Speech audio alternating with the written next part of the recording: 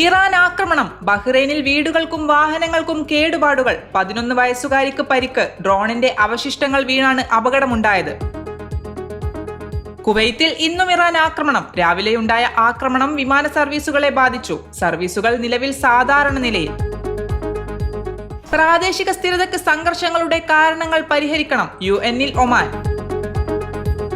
Jordan, Bahrain, Kuwait എന്നീ രാജ്യങ്ങൾക്ക് നേരെയുള്ള ഇറാന്റെ ആക്രമണങ്ങളെ ശക്തമായി അപലപിച്ച് ഖത്തർ. മേഖലയിൽ സമാധാനവും സുരക്ഷയും കൈവരിക്കാൻ എത്രയും വേഗം ചർച്ചകൾ നടത്തണം. സൗദി അറേബ്യയെയും തുർക്കിയെയും പരസ്പരം ബന്ധിപ്പിക്കുന്ന റെയിൽവേ പദ്ധതി അടുത്ത 3 വർഷത്തിനുള്ളിൽ പൂർത്തിയാകുമെന്ന് തുർക്കിയ ഗതാഗത മന്ത്രി. ആരോഗ്യത്തോടെയുള്ള ദീർഘായുസ് ഉറപ്പാക്കാൻ പുതിയ വകുപ്പുമായി ദുബായ് ലോഞ്ചിവിറ്റി അതോറിറ്റി എന്ന പേരിലാണ് പുതിയ വകുപ്പ്.